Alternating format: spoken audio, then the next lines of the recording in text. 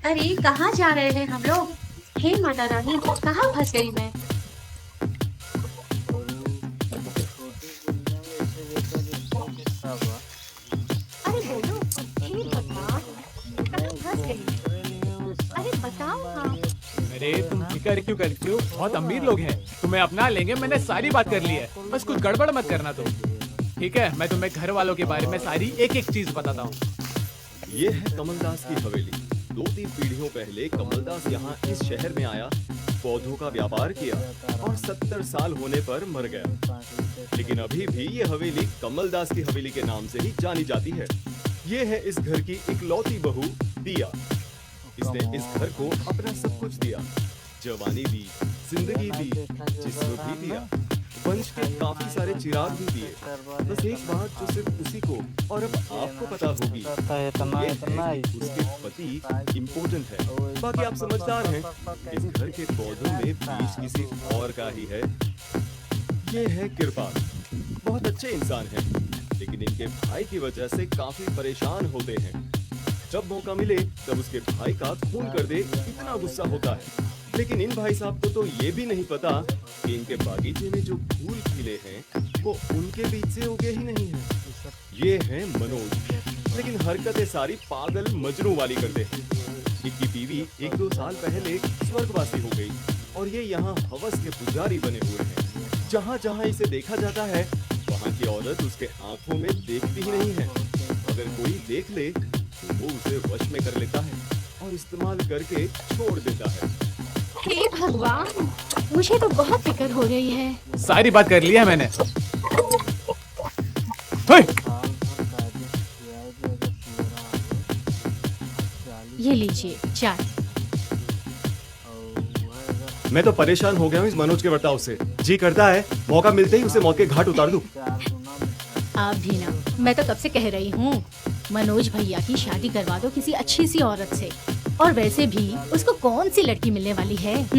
उसने शादी कर ली तो वो और फिर उसकी बीवी और उसके बाद उसके 100-200 बच्चे, तो अपने बच्चों को क्या मिलेगा? ठेंगा। तुम भी ना, जब देखो तब पैसा पैसा पैसा। तुमको पैसों के अलावा कभी कुछ आता ही नहीं।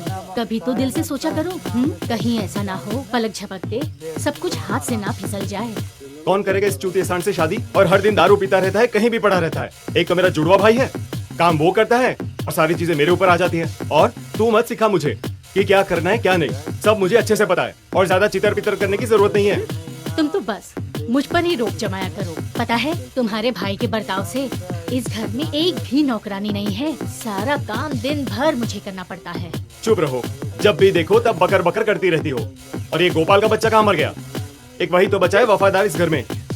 गोपाल, गोपाल। गोपाल सवेरे से बाहर गया है, कह रहा था आज तो मैं सबको खुश करवा दूंगा।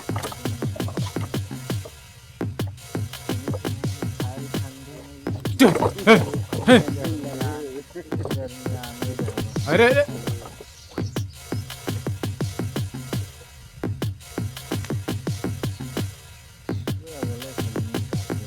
तुम यही रुको, मैं आता हूँ, ठीक है? लो जी, वो देखो नाम लिया और शैतान हाजिर हो गया। ना थाने में गिरने लगे तुम तो लगे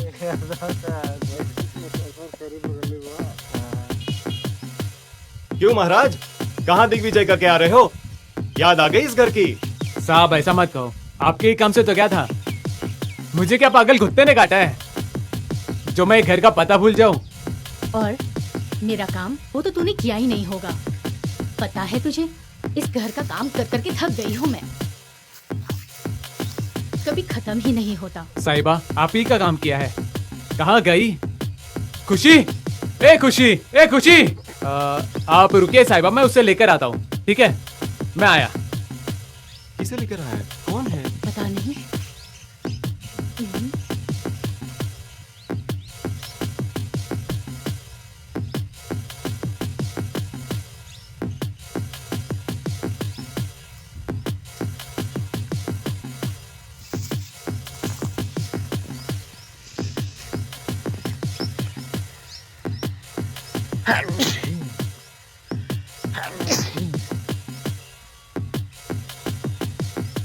साहेब ये नौकरानी ढूंढ लाया हूं मैं।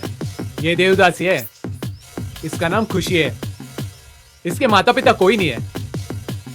आपकी इजाजत हो तो इसे काम पर रख लूं? अरे हाँ हाँ, ये घर का सारा काम कर लेगी। वाह वाह गोपाल, तुमने तो साहिबा का बहुत बड़ा काम कर दिया। बहुत सही। तुमने तो मेरा बहुत बड़ा काम किया।